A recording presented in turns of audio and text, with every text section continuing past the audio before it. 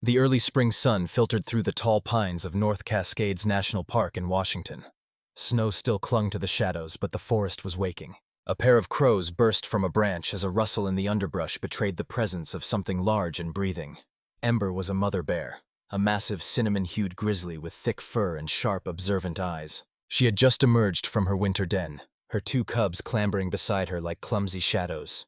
They were barely a few months old, still nursing, still unaware of the dangers that lurked in the world beyond their mother's warm side. She led them slowly, cautiously, toward a creek that had finally broken through the ice. The salmon hadn't started running yet, but the water was clean, and the cubs were thirsty. Ember sniffed the air often. Her instincts were sharp. Something wasn't right. Miles away, two men huddled beside a rusted pickup near the park's edge.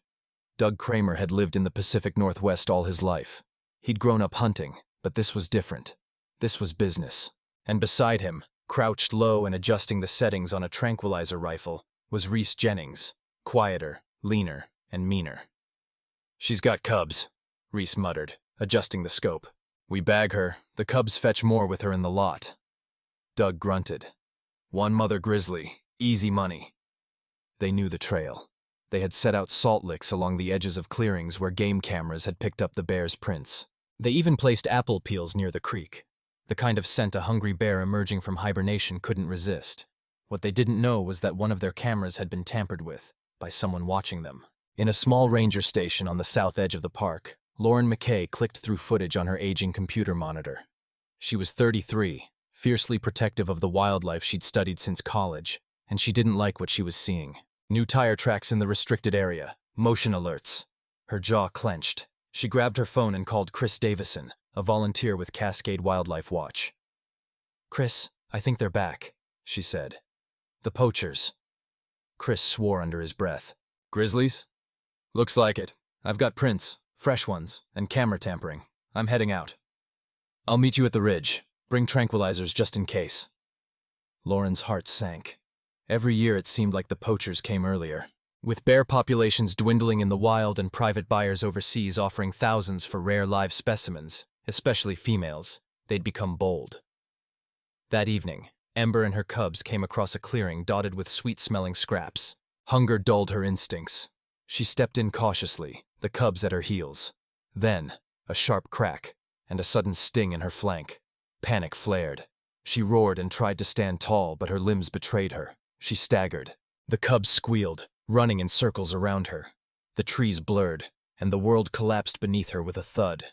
Reese stepped out of the shadows, gun still warm. Doug followed, hauling ropes and a metal muzzle. "Get the cubs," Reese said quickly, "before they bolt." Doug hesitated. The tiny bears were yelping, their mother unconscious. One of them tried to paw at her face. "Do it!" Reese shouted. "Or it's all for nothing!" Doug grabbed one by the scruff as the other bit his pant leg.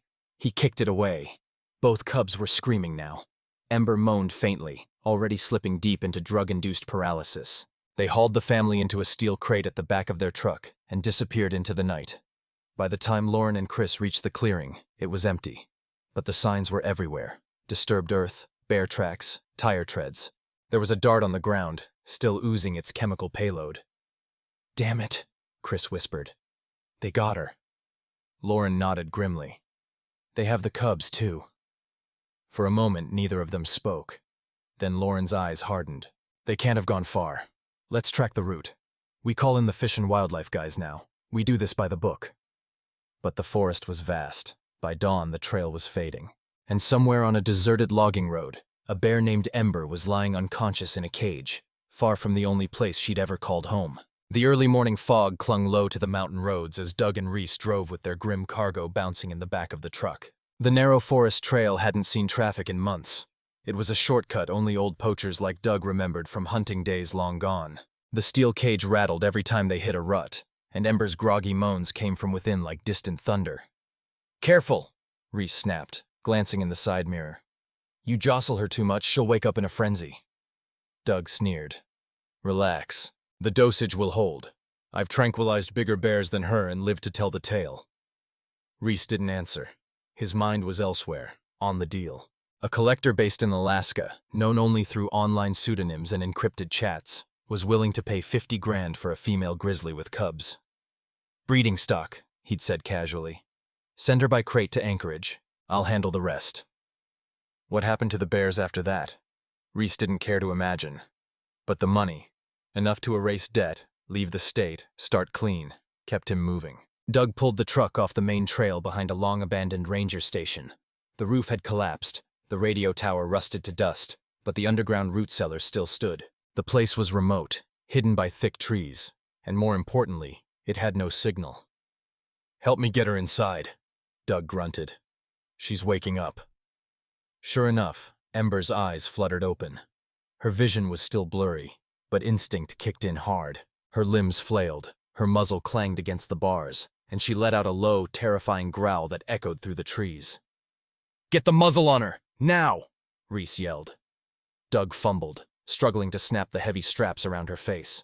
The cubs squealed, huddled in the far corner of the cage. The sight of them crying sent another surge through Ember. She lunged so suddenly the entire cage shifted off its base. She's gonna wreck herself in there, Reese panted. Get her sedated again. Hurry. Doug prepped another syringe and jabbed it through the side of the cage. After a few moments, Ember collapsed again.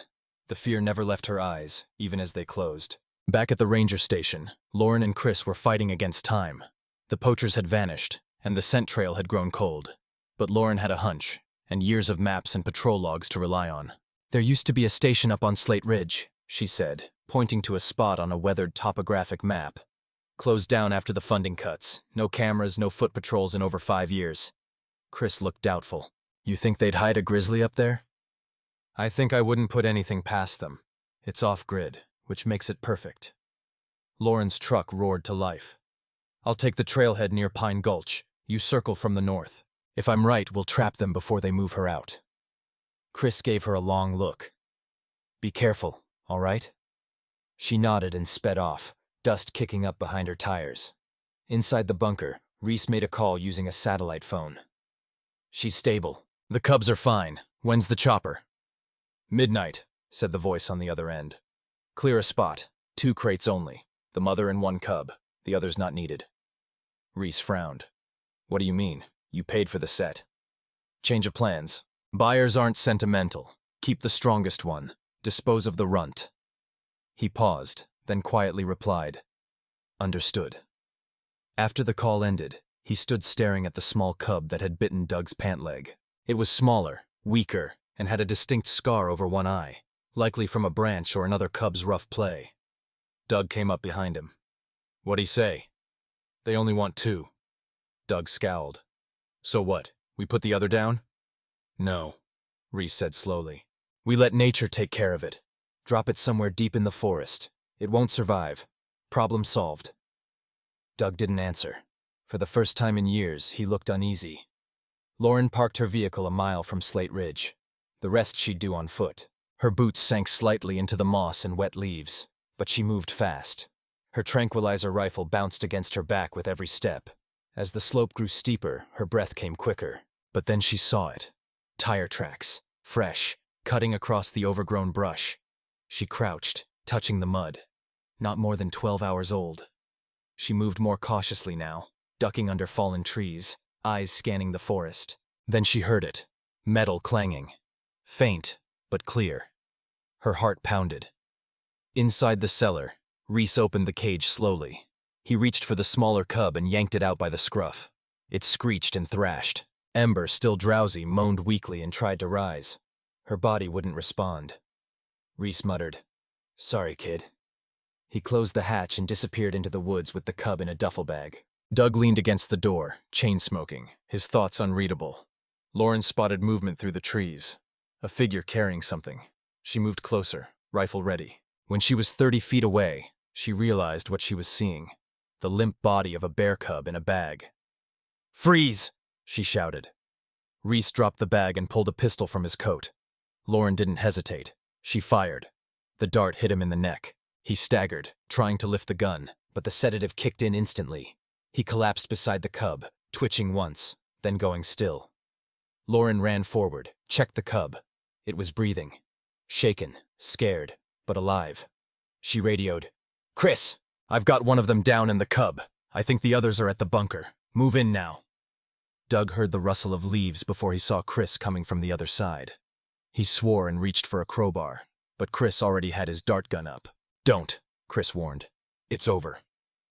Doug stared for a long moment, then dropped the bar. Minutes later, the cellar doors were flung open. Lauren stepped inside and saw Ember lying in the cage, bleeding from her flank where the injection site had become infected. She wasn't moving much. "She needs help. Now." The cub was returned to her side. Weakly, Ember nosed it with her snout and let out the softest grunt. Lauren's voice cracked. "She's still fighting." They radioed for backup. A helicopter was inbound, but not for the reasons Reese had expected. The thumping of helicopter blades shattered the stillness of the forest as emergency responders and wildlife rescuers arrived at the abandoned outpost. The scene was grim. Lauren stood near the mouth of the root cellar, her clothes smudged with dirt and blood, her hands clenched tightly as she waited for the transport crew to assemble a medical crate for the bear. Inside, Ember was fading. The sedatives, the trauma, the infected injection site.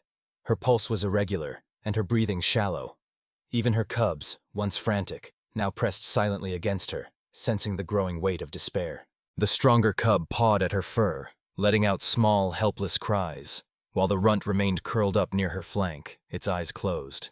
"She doesn't have much time," Lauren said to Dr. Mason Clark, a wildlife veterinarian in his mid-40s who had flown in from Seattle on a moment's notice. His face was weathered from years in the field, and his voice calm, though edged with urgency. "She needs surgery," he replied, crouching beside the cage, assessing Ember's condition. "Now. The dart wound has festered, probably from a dirty needle. It's spreading fast. If the infection reaches her heart, it's over." "We can't wait to move her to a facility?" Chris asked, voice tense. Mason shook his head. "Even a bumpy hour on the road could kill her."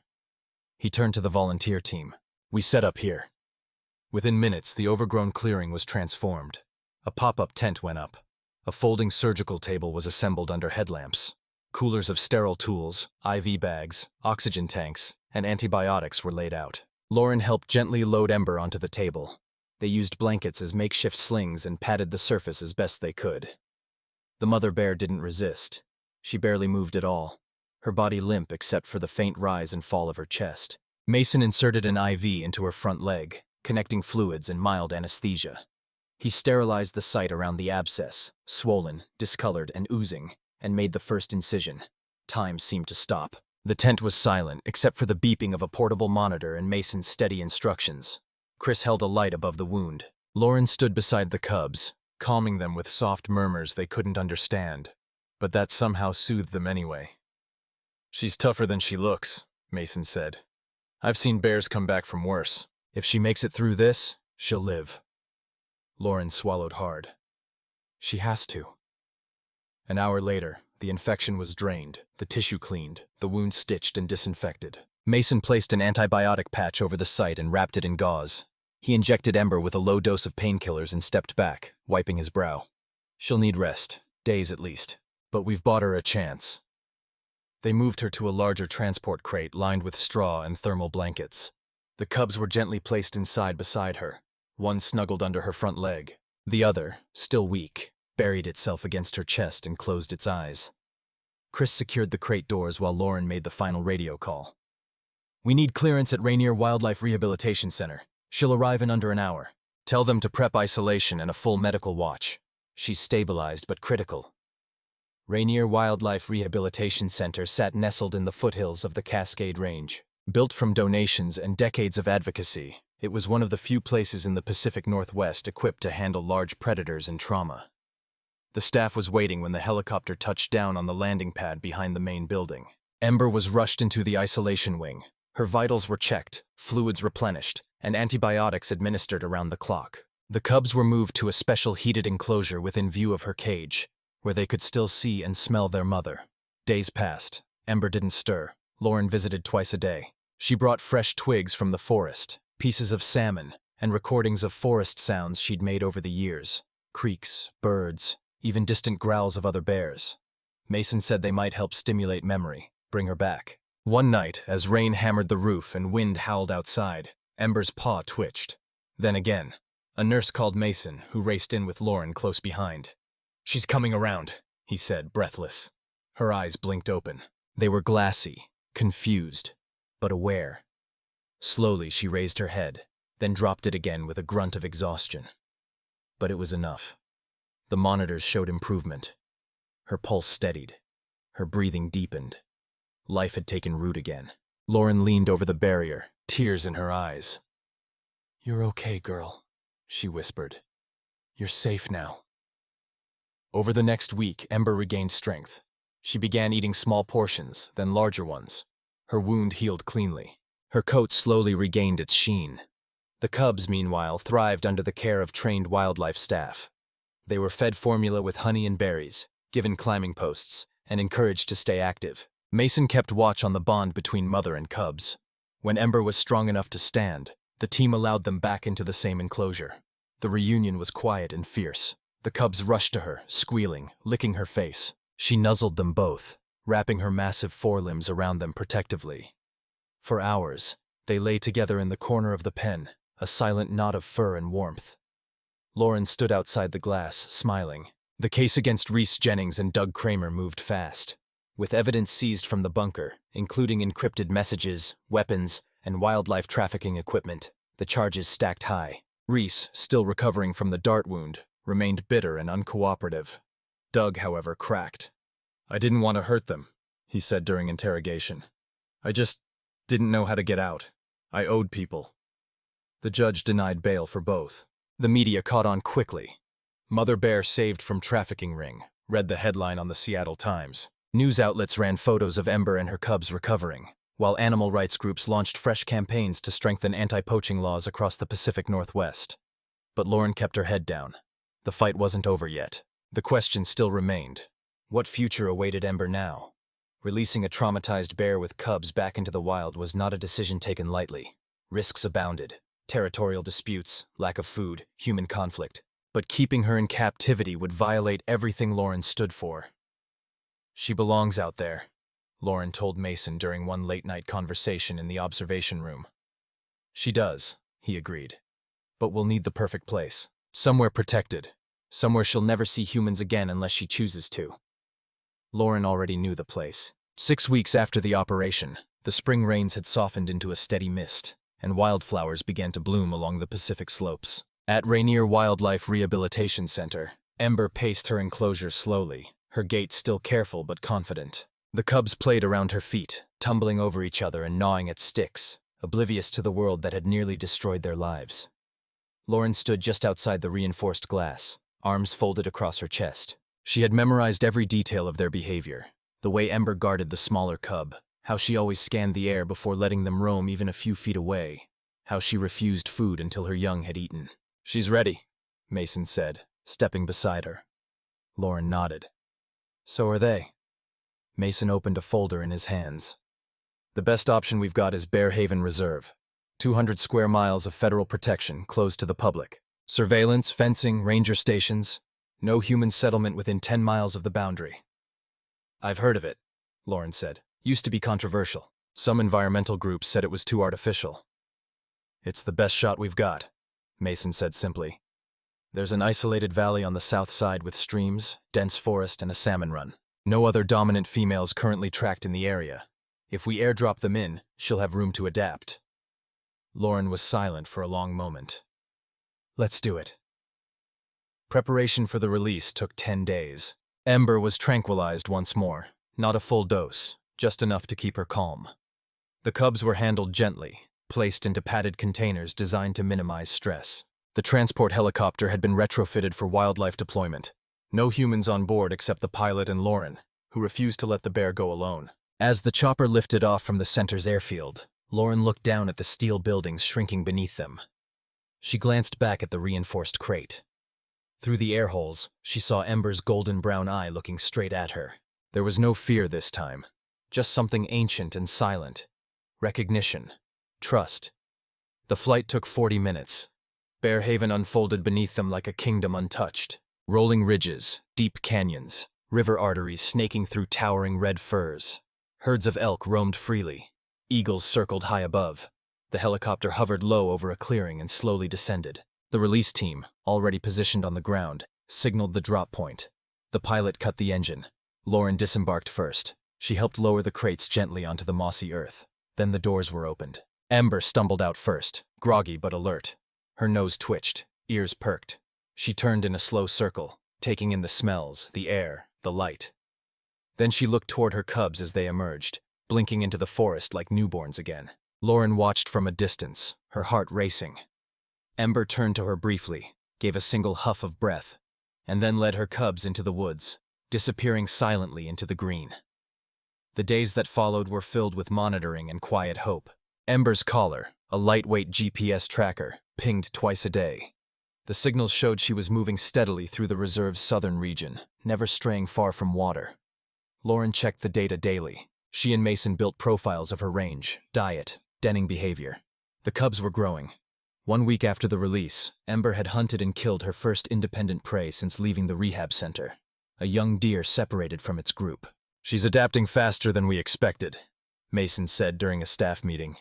"Her survival instincts are sharp. She's carving out territory." The news was good, until it wasn't. 2 weeks into the release, one of the GPS pings came late, then erratic, then stopped entirely. Lauren stared at the screen. Something's wrong. Chris, now helping full-time at the reserve, furrowed his brow. "You think she lost the collar?" "Maybe, or something worse." They dispatched a drone. The footage came in broken by heavy tree cover, but a heat signature confirmed the presence of 3 bears in the same sector as the last ping. They seemed healthy, moving. "Could be a malfunction," Mason offered. "Battery short." Still, the unease lingered. 2 nights later, Ember's signal reappeared. But it wasn't where it was supposed to be. She was at the northern edge of the reserve, too close to the boundary, too close to a logging road that hadn't been used in decades, but still cut a scar across the landscape like a wound waiting to reopen. "She's moving fast," Lauren said, studying the satellite overlay. "Almost like she's running." Then came a radio call from one of the rangers. "Gate 5, broken latch, signs of disturbance, tire tracks, possible trespasser." Mason stood up, cursing under his breath. "Poachers." Chris was already grabbing gear. "They found her again." "No," Lauren said. "They never stopped looking."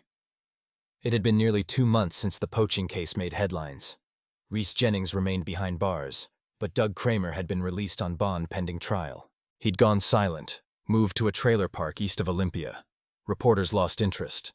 Authorities turned to other cases, but Lauren hadn't forgotten. She pulled up the database, cross-checked visitor activity, ranger logs, suspicious incidents. There it was, a report 2 days ago of an unmarked pickup parked at a gas station outside the reserve, with a large animal crate in the bed. She contacted Fish and Wildlife. They dispatched a patrol, but by the time they arrived, the truck was gone. Lauren slammed her laptop shut. "I'm going after her." Mason stared. "Lauren, wait. We don't know where they are. If they got her, it's too late. And if she's still free, she'll flee deeper. I'm not waiting around while they hurt her again." Chris grabbed his rifle. "Then you're not going alone." Within the hour, the 3 of them were driving north in an unmarked SUV. Rain lashed the windshield, and lightning danced over the hills like warning signs. The reserve was supposed to be safe, but monsters didn't always stay on their side of the fence. They reached the boundary gate just after midnight. The latch was broken, the lock twisted off. Deep grooves from all-terrain tires led into the undergrowth. Lauren stepped into the mud, scanning the tracks. Fresh. They followed the trail on foot, flashlights off, moving by instinct and moonlight. The air was thick with tension, the kind that made animals bolt before thunder. Then, a sound, a growl, not far off. They crept forward, rifles at the ready. In a small clearing ahead, they found it. Ember, backed against a fallen tree, her cubs behind her. She was snarling, bleeding from a gash on her flank.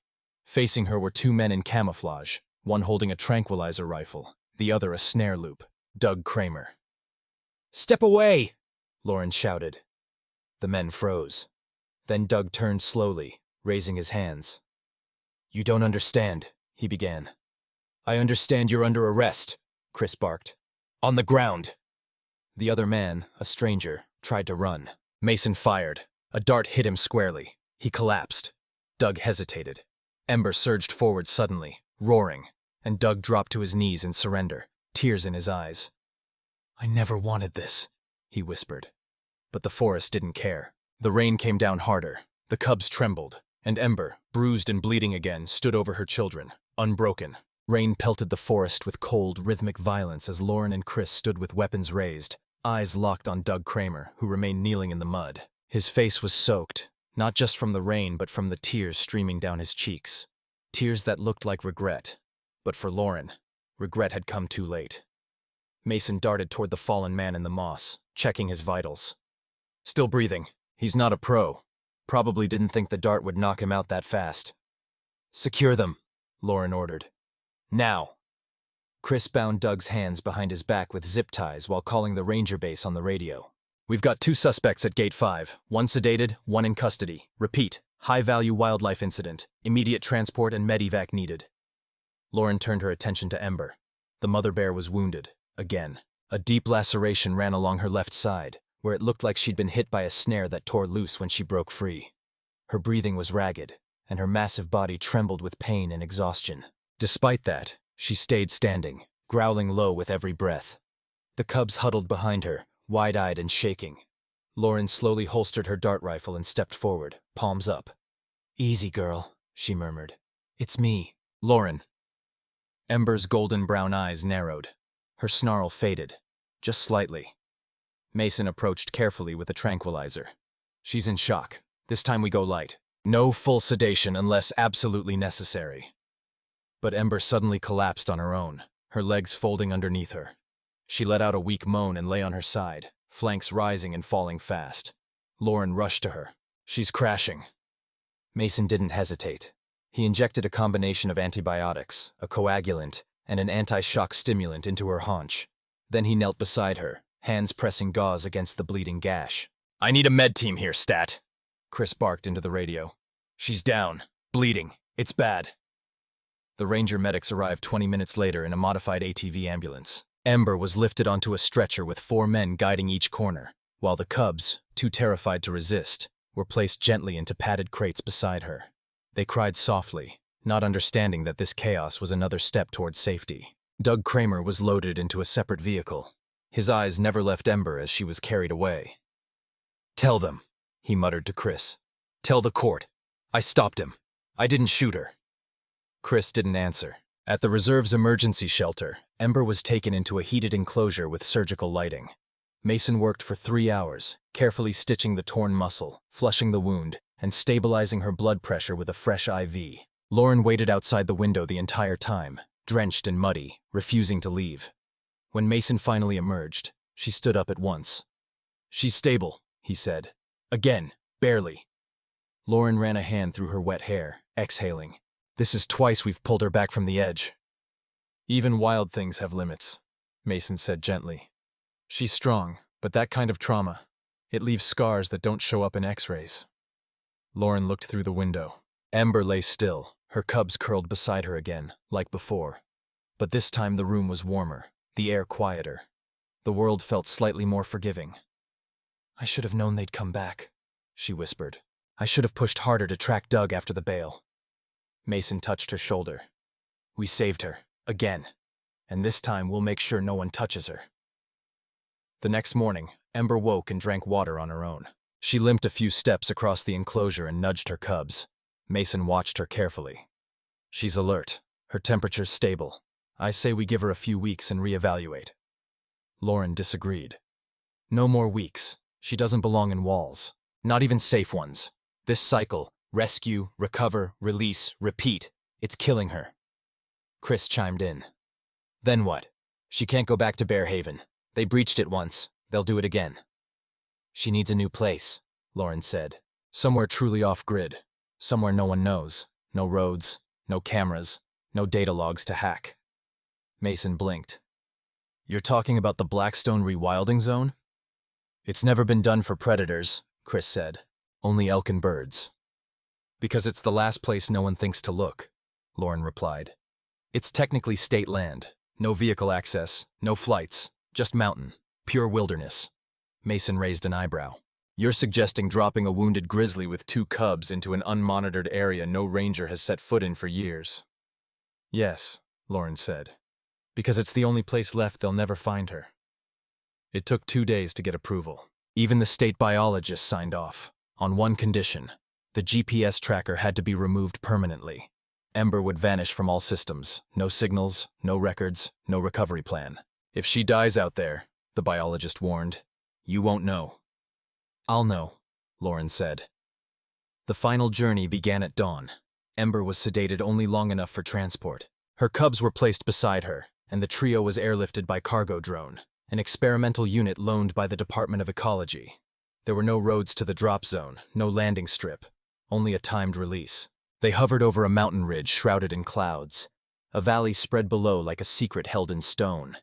It was untouched. No power lines, no signs of timber cuts, no sound but wind and bird call. Lauren watched the drop from a monitor back at the station. The crates opened. The bears stepped out. The drone rose away and disappeared. And just like that, Ember was gone. Weeks passed. Lauren checked the ranger logs each morning out of habit. But there was no mention of sightings. No infrared blips. No footprints. The Blackstone Zone held its silence. Sometimes at night, she sat on the back porch of the ranger station and looked toward the distant ridge. She imagined them there, Ember and her cubs, thriving. She hoped they had found a den, a stream, a patch of meadow full of bees and berries. But she didn't know, and she never would. That was the price of freedom. Doug Kramer's trial drew national attention. Mason testified. So did Lauren. Doug was found guilty, but his cooperation earned him reduced time. The second poacher, who refused to speak, was sentenced to 8 years. More than 3,000 signatures were gathered to strengthen wildlife trafficking penalties in Washington state. Ember's story became legend. Somewhere in the mountains, a mother bear with 2 cubs roamed untethered, unmonitored, and unchained by human mercy. A survivor, a fighter. Some said they saw her in early summer, a flash of cinnamon fur by a stream. Others claimed they heard her roar echo off the granite cliffs at night, warning the world to stay away. But no one ever captured her again, and no one ever would. Summer crept into the Cascades with unexpected warmth. The forests thickened, streams ran high, and the hills around the Blackstone Zone burst into untamed green. But in the absence of signals, signs, or sightings, Ember became more myth than memory. Yet for Lauren, the silence was anything but peaceful. She sat at her desk in the ranger outpost, surrounded by open folders, legal papers, court transcripts, incident reports. Though she'd been reassigned from the Ember case officially, she couldn't stop checking. Every poaching incident across the Northwest drew her eye. Every anonymous tip made her heart race. Chris entered the room holding 2 mugs of coffee. You still on this? Lauren glanced up. You ever let something go too early? Chris smirked. I once let go of a mountain lion rehab too soon. He ended up on a ski lodge balcony 2 weeks later. I'm serious. Chris handed her the mug and leaned against the filing cabinet. You think they're looking for her again? I know they are, Lauren said. Doug gave up the names of his old contacts. Half of them disappeared after the trial. One of them, this guy Victor Laird, was last seen in Idaho buying illegal GPS jammers and thermal scopes. Laird? Chris frowned. Wasn't he the one caught smuggling lynx pelts? Same guy. Lauren opened a drawer and pulled out a thin envelope. Inside was a satellite image taken by an independent drone researcher, a hobbyist from Portland who mapped terrain data for fun. It showed what looked like a man-made structure near the northwest slope of Blackstone. A temporary shack. No road in. No permit. Chris narrowed his eyes. Could be anything. Could be poachers, Lauren said. The next day, Lauren submitted a formal request to launch a drone survey over the northwest region of the Blackstone Zone. Her request was denied. Not enough cause, the regional director explained over the phone. We don't want to spook a nesting eagle population based on shadows in a JPEG. So Lauren did what she always did. She went anyway. By dusk, she and Chris were already hiking up the old wildfire route that skirted the eastern edge of the reserve. It was overgrown, barely visible, but Lauren knew the terrain by heart. They hiked in silence for hours, camping beneath a rock overhang that night. Coyotes howled in the distance. In the morning, they rose early and pressed deeper into the zone. By midday, they saw it. A plastic tarp, barely visible between 2 pines. Lauren signaled Chris to circle right while she approached low and slow. The closer she came, the clearer it became. A hunting blind, made from scrapwood, moss, and camouflage netting. Inside, she found a case of freeze-dried food, a solar battery, and a tripod mount. Missing its rifle. A trail of boot prints led west. She waved to Chris and pointed to the ground. He cursed under his breath. They're here. But just then, a crack of movement from deeper in the woods, leaves rustling, a whisper of breath too heavy to be deer. They ducked behind the blind, rifles raised. A man stepped into view, mid-30s, shaggy beard, rifle slung across his back. Not Doug, not Reese. Lauren didn't recognize him, but he saw them. He froze, then spun, bolting down slope. Chris shouted, "Federal land! Drop the weapon!"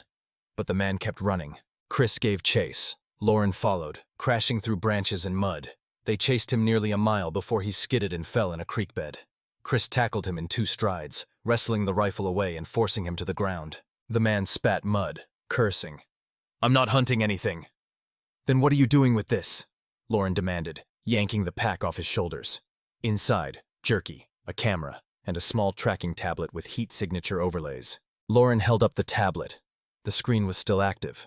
There, in the corner, 3 bright dots, moving slowly across a ridge. Bears.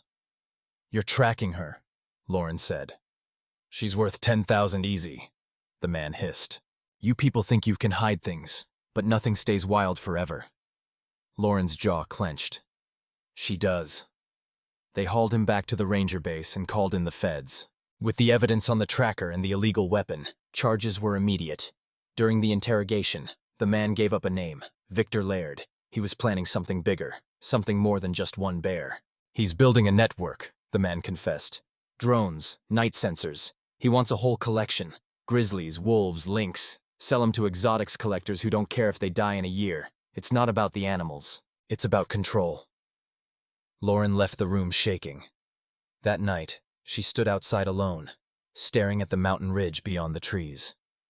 "She's not safe," she whispered. "Not yet." Ember, meanwhile, had indeed moved farther west. The small family of 3 had crossed the upper ridge of the Blackstone Zone weeks earlier. The mother bear had healed remarkably, and her cubs, now more than half her size, had grown bold. They climbed trees, caught frogs, swam across creeks. Ember taught them to fish, to forage, and to vanish at the first scent of human wind. One evening, while drinking from a lake, Ember lifted her head sharply. The wind had changed. A drone, a tiny one, quieter than a hummingbird, buzzed overhead. She roared, swiping at the air. The drone zipped away. The cubs were already bolting into the trees. She followed. The drone operator, 5 miles away, watched the blurry footage, smiling. "Found you," he whispered. But what he didn't know was that a second set of eyes was watching him, through binoculars, from a camouflaged lookout on the opposite ridge. Lauren lowered her field glasses and spoke into her mic. "Target confirmed. Tracking drone operator. Do not engage unless he enters the zone." Chris's voice came back. "Copy. Wildlife unit on standby." Lauren narrowed her eyes at the man in the valley below, now packing up his gear into an SUV. He moved with the certainty of someone who thought he had the upper hand. But Lauren had one more move. Back at the ranger station, Lauren activated a call to the State Director of Ecological Enforcement. "We need to take the Blackstone Zone off maps. Officially," she said. The director paused. "You're asking us to scrub public data on state-owned land?" "I'm asking you to make it a gray zone," Lauren replied. "No coordinates, no trails, no drone flyover routes. I want it invisible. We'll monitor manually. No tech, no signals." "That's unprecedented," the director said. "Even wildlife protection areas. They've already broken every line we drew, so we erase the lines." After a long pause, the director said, "I'll call the governor." The following week, a quiet digital blackout took effect. Blackstone was delisted from all public trail apps. Aerial flyovers were banned. The wildlife team buried signal scramblers in high terrain. Satellites were redirected. And for the first time in years, a patch of American wilderness became truly wild again. No eyes, no reach, just wind and pines and the sound of bears moving free. Lauren stood at the edge of it all, knowing she would never see Ember again. Not directly, but deep down, she believed the bear still roamed there, strong, scarred, and watching from the shadows. Because survival wasn't just endurance, it was refusal, and Ember refused to vanish. The official blackout of the Blackstone Rewilding Zone drew criticism within days. News outlets, already exhausted by stories of political unrest and climate emergencies, jumped on the drama of a secret wilderness zone in America's backyard. Bloggers and digital activists posted grainy maps, claiming government overreach and hidden agendas. Some even suggested conspiracy, that Blackstone was a cover for weapons testing, or that missing persons had vanished inside it. Lauren watched the headlines pile up with a growing pit in her stomach. Every word made Ember less safe. At the ranger station, a low-level government liaison named Julia Chan arrived unannounced with a federal folder marked sensitive. She was efficient, sharp-dressed, and had the cool, polite smile of someone used to getting what she wanted. "You've made quite a mess, Ranger McKay," she said, flipping through pages as if Lauren were a page herself. "I've protected an endangered species in a compromised ecosystem," Lauren replied evenly. Julia lifted an eyebrow. "By erasing a public wilderness from all official records? By blacking out satellite access without a federal environmental impact assessment?" "The poachers were using the records," Lauren said. "We had no choice." "There's always a choice," Julia replied. "Yours just made us look like we're hiding something." Lauren folded her arms. "Maybe we are. A bear that deserves to live." Julia leaned forward. "I don't think you understand the level of visibility your decision has created. Congress wants answers. Private property groups are threatening lawsuits. And the drone lobby, don't get me started." Lauren didn't blink. "Then let them sue nature." Back in the field, Chris was doing damage control. He removed trail cams, deactivated signal buoys, and even dismantled a weather beacon that had been left too close to the buffer zone. Each step deeper into the forest felt heavier now. "Feels like we're erasing ourselves," he told Lauren over a crackling handheld. "We're not erasing, we're preserving," she replied. "Let the world scream. We'll be silent." Still, the pressure mounted. The regional director received calls from lobbyists. Complaints came in from drone enthusiasts, whose devices mysteriously lost signal over the Northwest Ridge. A pair of amateur hikers from Spokane uploaded a viral video claiming they were chased off the edge of the zone by government rangers with dart guns. Mason, now back in Seattle, warned Lauren via encrypted email. "This won't hold. The more secretive we are, the more they dig. You need a plan B, something ironclad." But Lauren already had one. It started with an envelope she'd received 2 years earlier but never opened. Inside were documents from her father's estate, land titles, mineral rights, an old ranch deed that nobody wanted anymore. Blackstone butted up against that land, and if she transferred ownership, not to herself, but to a conservation trust, they couldn't touch it.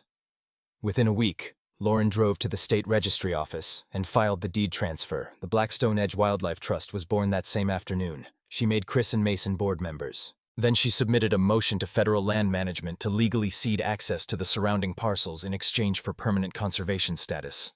She waited, tense, and then the email came. Approved. Julia Chan returned a week later, clearly annoyed but unable to override a signed federal approval. "Clever," she admitted. "You outmaneuvered us, for now." Lauren didn't smile. "It's not a game." Julia stood, adjusting her coat. "No, but if that bear crosses the line again, if she ever harms a person or destroys property, you won't get a second miracle." Unbeknownst to them, Ember had already crossed that line. Not physically, but metaphorically. Because farther south, just beyond the outer edge of the Blackstone Range, a pair of mountain bikers had stumbled across something they couldn't explain. Deep claw marks on a rock face, fresh bear scat, a dead elk carcass stripped expertly, not by a hunter, but by a predator. They snapped photos, posted them online, and speculated. Cougar? Rogue wolf? Escaped zoo animal? Within hours, wildlife message boards lit up, and so did the poachers' forums. A user with the handle Laird Actual commented, "10 grand to the first verified sighting, 15 if it's the mother and both cubs." Lauren read the post 3 hours later. Her blood ran cold. A heat wave baked the Cascades in late August. Forests dried, rivers shrank. Wildfires became a weekly threat. And in that pressure cooker, the line between wild and human blurred even more. One morning, a local woman named Annette Larson phoned the emergency line from her rural cabin near Bear Creek. "I just saw a bear," she whispered. "A big one, with 2 little ones. They came down to the river. They didn't attack, but they looked at me, like they knew I was there." The dispatcher calmly thanked her. A standard alert was issued. Rangers were told to monitor, but not engage. Lauren visited the site alone. There were tracks, claw prints larger than any black bear she'd ever tracked, and 2 smaller sets, weaving around the main ones. She knelt in the dust beside them, her heart aching.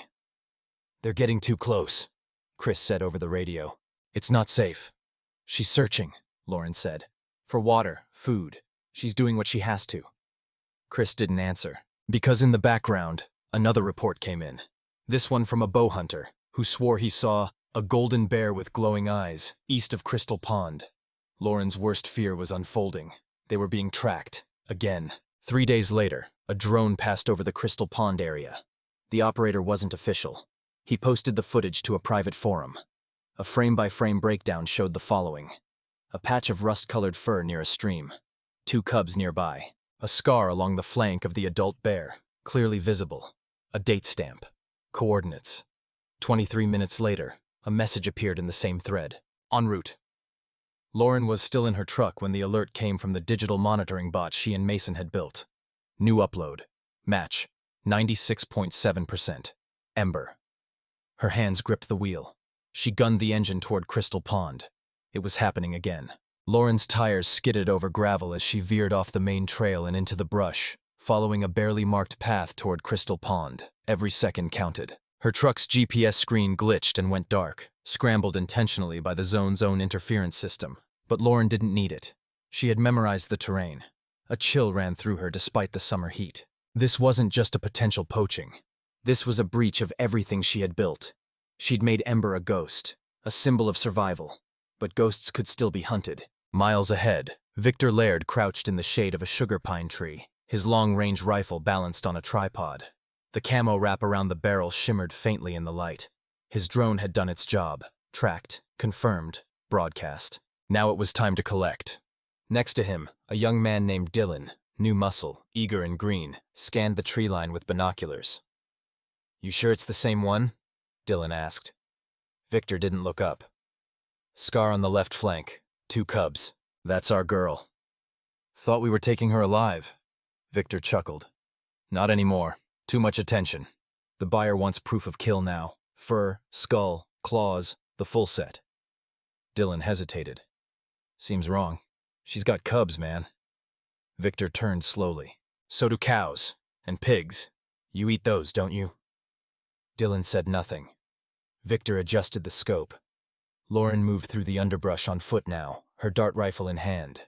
Chris was 10 minutes behind, coordinating with local law enforcement. But Lauren wasn't waiting. She moved by instinct, her boots barely making a sound. Then she froze. Gunpowder. The faint, acrid scent floated through the air like smoke from a distant match. She dropped to a crouch and scanned the ridge. Below, she saw them. 2 men, armed, crouched in a sniper's nest overlooking the pond. The water shimmered. Across the far bank, 3 shapes moved near the edge. Ember and her cubs. Lauren's breath caught. Victor raised the rifle. She fired first.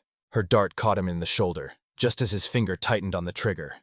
He cursed, staggering backward, but the tranquilizer wasn't instant. He turned, shouting at Dylan, who panicked and dropped the binoculars. "Go!" Dylan bolted into the trees. Victor swung his rifle toward the sound of Lauren crashing through the ferns, but another dart struck him in the thigh. This time he went down hard. Lauren charged into the clearing. Ember had already sensed the chaos. She stood tall, eyes fixed on the ridge, cubs behind her. One of them growled, a soft imitation of their mother's warning call. Lauren raised both hands, weapon slung. "It's me," she said softly. Ember didn't move. Behind her, Chris finally arrived, panting, weapon ready. "They down?" "Victor's out. The kid ran." They approached the unconscious man. Victor's pulse was steady. His rifle lay useless on the ground. Lauren picked it up, inspecting the modifications. Custom scope, suppressor, extended range, a professional weapon for killing legends. Chris sighed. He wasn't here to scare her. "No," Lauren said. He came to end her story. Federal agents arrived 20 minutes later by chopper. Victor was airlifted under sedation. The rifle was tagged as evidence. Within 2 days, Lauren testified at an emergency wildlife crimes hearing. This time, there would be no bail, no loopholes. Victor Laird was charged under the Lacey Act, the Endangered Species Act, and multiple state-level poaching and weapons charges. His online networks were seized, exposing more than 30 linked accounts used for trafficking endangered animals and sharing illegal drone footage. Dylan turned himself in. He gave a full statement and testified against Victor. The nation watched as the story unfolded. For once, public opinion didn't swing against the bear. It rallied behind her. "Let her live," read the headline of the Seattle Chronicle. "Ghost bear of Blackstone survives third poaching attempt," wrote National Geographic. Lauren became the reluctant face of the movement, but all she wanted was silence. Weeks passed. The conservation trust surrounding Blackstone held fast. Emergency funding from private donors poured in. Drones were permanently banned. Ranger numbers doubled. Cameras were removed, not added. Lauren and Chris rotated patrols every week, hiking miles without aid of tech. Ember remained unseen, but signs of her life remained. Scat along a ridge trail, a felled tree where cubs had clawed bark, fish bones near a stream Lauren had once stood beside. And then, one quiet morning in September, Lauren found tracks. Fresh ones. 3 sets. She knelt, pressing her hand beside them. The cubs were nearly full-grown now. Their prints stretched farther, their gaits wider. Ember's print, though, still massive, still deep, remained in the lead. "They're moving higher," Chris said, studying the pattern. "More isolated," Lauren agreed. He tilted his head. "We could lose them for good." Lauren stood. That was the point. She turned toward the ridge. "I don't want to see her again, Chris." He blinked. "Seriously?" "She's only ever seen me when she was in danger. When she was bleeding, trapped, drugged. She deserves to see no one, not even the people who tried to help." Chris didn't argue. They both knew. True wilderness wasn't meant to be observed. It was meant to be lived. Months passed. Winter approached. Snow fell early that year, blanketing the mountains in quiet white. The world outside Blackstone moved on. Another election, another scandal, another round of fires in the south. But inside the zone, nothing changed. No one knew where Ember was. No photos, no sightings, no stories. Only prints, if you looked carefully. Only silence. Until one December morning, a wildlife biologist named Arjun Patel, sent to collect water samples from a remote part of the range, returned with something unexpected. A photo. Not of Ember. Of a tree. Clawed in fresh diagonal slashes. 5 deep gashes nearly 6 feet high. A mark of territory. Of presence. At the base of the tree, a torn piece of bark revealed a clear track pressed into the frozen earth. One print. One story. Still unfolding. Snow fell steadily over the Blackstone rewilding zone, softening the land into something ancient and untouched. The high ridges were blanketed in white. Rivers slowed beneath sheets of ice, and silence ruled. The kind only true wilderness understands.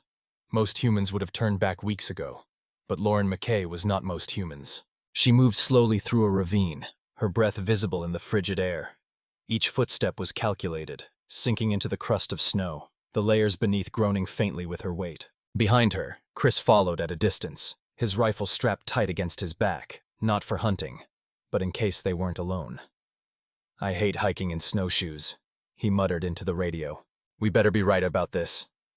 "We are," Lauren replied. "She's here, somewhere." They had come following a report from Arjun Patel, the field biologist whose December photo had stirred a whisper of hope.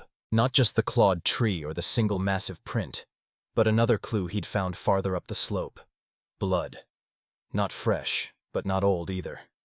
A trail of red frozen into the snow, scattered with patches of fur. No signs of a kill site. No obvious struggle, just tracks veering off into the woods, and then vanishing. Lauren hadn't slept since she read the report. If Ember was hurt again, this time without help, without a ranger team or Mason's surgery kit, then Blackstone had become not a sanctuary, but a slow death sentence. By midday, they reached a small cave tucked into the shadow of a ridge. The air inside was warmer. Chris lit a headlamp and swept the beam across the interior. "Scat," he said. "Old. Claw marks, too. 1 cub, maybe 2. Lauren moved deeper into the space, crouched low. She found something lodged in the far wall, a piece of fabric. Camouflage. She yanked it loose. A torn glove. Chris stepped beside her. "Poacher?" Lauren shook her head. "No, too small. Probably just a hiker who got too close. But if they scared her, she could have gone higher." "Not good," Chris muttered. "Snow this deep? Cubs still with her?" "If they're alive, yes." The weight of those words lingered. Far above them, hidden in the folds of a glacial ravine, Ember lay curled against a fallen tree, her breathing labored. Her coat, once full and clean, was now patchy with mud and burrs. One paw was swollen, bleeding from a puncture, likely a sharp branch or maybe a trap, long since torn free. She licked the wound absently, but her energy was failing. The cubs, now nearly full-grown, stayed close, alert but visibly distressed. The larger of the two nosed her muzzle, whining softly. The smaller kept watch on the slope, scanning for movement, scent, hope. But the air was empty, and the forest was still. Back in town, Mason Clark stared at a message on his phone. It was from Lauren. Found blood, high ridge near Wraith Point, possible injury, limited access, requesting your presence. He sighed, set the phone down, and stared at the map pinned to his office wall. Wraith Point. It was near impassable in winter. She was asking him to risk it all for a bear that had almost died 3 times already, but that had also survived what no animal should. He stood slowly, grabbed his go-bag, and called his assistant. "Cancel everything," he said. "I'm going back." Lauren and Chris pitched camp that night near a frozen creek. The fire crackled, but warmth was an illusion. The cold seeped through layers, biting at joints, turning fingers stiff. Lauren sat hunched in her coat, eyes on the dark tree line. "I keep thinking," she said, "that I'll see her just once more. Not on a camera, not in a photo, just her, like she was in the beginning." Chris sipped from his flask. "You mean scared, bleeding, drugged?" Lauren smirked. "Alive, but still wild, not broken." Chris leaned back. "You ever think about what happens when she dies?" Lauren looked at him. "Because she will," he said gently. "Maybe not now, but eventually. And no story, no protection order, no fence or drone ban is going to stop time." "I don't want to stop time," she said. "I just want her to have it." By morning, Mason had arrived. He looked exhausted, his beard more gray than she remembered, but his eyes were focused. "You sure she's here?" Lauren nodded. They moved out at dawn. As they climbed, the wind sharpened. The path narrowed into switchbacks, icy and treacherous. Snow fell in bursts. Chris slipped once and cut his palm, but waved it off. By noon they found fresh prints, 3 sets. Lauren crouched low, fingers trembling. "They're recent, maybe hours." "Blood too," Mason said, pointing to a spot where crimson stained the snow in flecks. "Not enough to mean fatal, but it's worsening." They moved faster now, uphill, beyond the pines, into the bare teeth of the mountain. Then they saw her. Ember lay at the edge of the tree line, just before the final slope.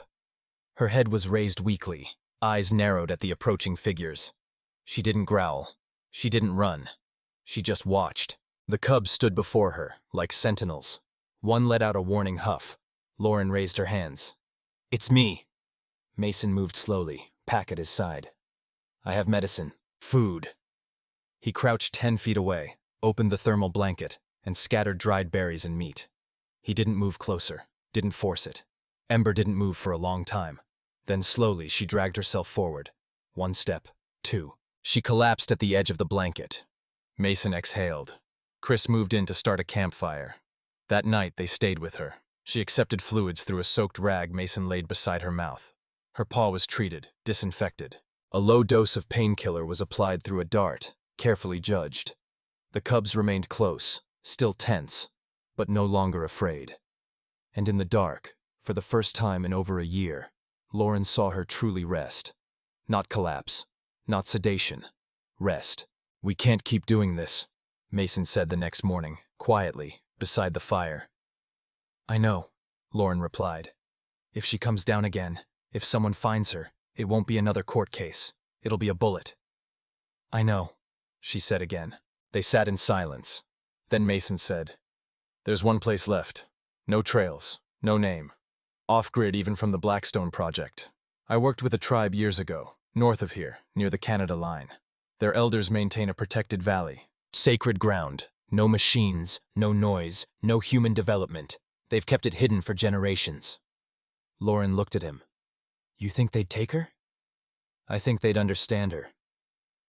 2 days later, a final transport began. Not by air. Not by truck. By foot.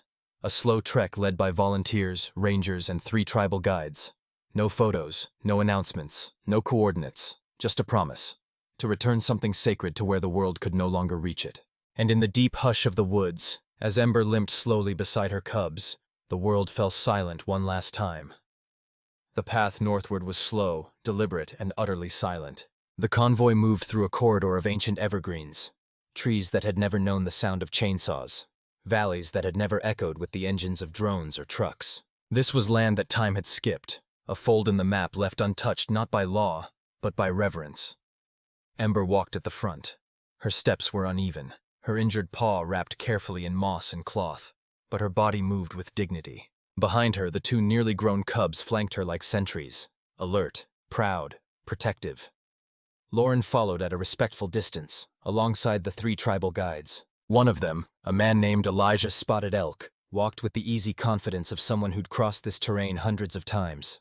His lined face remained still, but his eyes watched everything. "She is strong," he said softly to Lauren as they ascended a narrow ridge. "But not just in body, in memory. She has known cruelty and still walks forward." Lauren nodded, breath catching.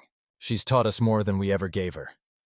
Elijah gave a single nod, then turned back to the trail. They crossed a frozen stream and entered a forest glade where snow melted slower, guarded by shadow. The sun dipped low, scattering gold across the branches. And there, beyond a natural stone arch, lay the valley. No fences, no cameras, no maps, only stillness and life. The valley was known in the language of the local tribe as Wahila Natani, place of breath returned. Legend said animals wounded by men wandered there to die in peace, but some returned, made whole. It was not a myth. It was memory. As Ember stepped across the final threshold, she paused and sniffed the air. Her ears twitched, her head lifted. The cubs circled her, confused by her stillness. Then she moved forward, not with fear, but with purpose. She climbed a low ridge of rock and stood tall against the twilight sky. Her silhouette cut across the light like a monument. She didn't look back, not once. The days that followed were filled with transition. Ember settled into the new valley with her cubs, exploring it gradually. They found fresh water, trees with soft bark, places to dig, climb, rest. Lauren stayed nearby, not close enough to be seen, but enough to witness. Every evening she wrote in her notebook. "She walks better now." The cubs split up during the day, returning always by dusk. She no longer limps. 3 deer sightings. She stalked one and taught the male cub to chase. The smaller cub watches birds instead, curious. Today she climbed, not for survival, just to do it. I cried. After 2 weeks, Lauren knew it was time. She packed her tent, left a final bundle of first aid supplies in a marked container under a cedar tree, and hiked back through the woods. At the ridge, she turned once. Not to call, not to whistle, but just to look. There was no sign of Ember. Only wind and pine and sky. Back at the ranger station, things had changed. Chris had been promoted, now the senior ranger for the Blackstone project. Mason was back in Seattle, but came often. He and Lauren had dinner once a month and talked about quiet things. Not courtrooms, not poachers, but books, recipes, memories. The Conservation Trust continued to grow. New donors emerged. Even children sent drawings and letters addressed to the bear who got away. One such letter hung on Lauren's wall.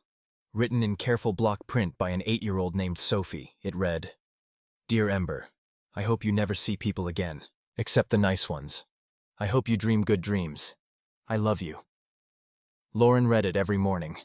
Winter gave way to spring, and with the thaw came one final test. A wildfire sparked 3 counties west, driven by dry winds and lightning. At first it seemed far enough away, but in the mountains, fire moved fast and unpredictably. Lauren received the call in the middle of the night. "Zone 3 perimeter flare-up. Forecast says 40 mph gusts. We may need to evacuate Blackstone." Her heart stopped. Where exactly? Near the northern slope, close to Wraith Point, close to Ember. By sunrise, Lauren and Chris were in the air, flying over the reserve in a borrowed chopper. Smoke curled along the treetops like a slow fist. Flames chewed at the lower ridges. Helicopters dumped water, crews dug trenches, but the fire was hungry. "Wind's changing," the pilot called. "It'll reach the ridgeline by nightfall." Chris turned to Lauren. "What do we do if she's there?" Lauren didn't answer, because there was no evacuation plan for a ghost. Back in the valley, Ember felt the change before the smoke reached her nose. The air grew tense. Birds flew in erratic patterns. The cubs paced restlessly. She stood on the ridge where she'd first arrived, watching the sky. The smell came next. Burnt pine, dry grass, danger. She didn't panic. She moved. They crossed the ridge by dusk, climbed through a shallow canyon, and found shelter in a high basin where snow still lingered. She knew the fire would pass. She had seen fire before. She had walked through worse. And so, when the wind screamed and trees cracked, Ember stayed with her cubs beneath a stone ledge and waited. Not afraid, just watchful. The fire lasted 5 days. It never touched the valley. When the teams returned to survey the area, they found scorched trees and ash along the perimeter, but inside Wahila Natani, untouched calm. And in the dirt near the stream, a new set of tracks. 3 bears, still moving, still wild. Years later, a child would ask Lauren at a school event, "Did you really save the bear?" And Lauren would smile softly and say, "She saved herself. We just stopped getting in the way." And the child would nod and draw a picture, a bear on a ridge, and 2 younger ones beside her, all looking forward, where no fences ever reach, where no story ever ends.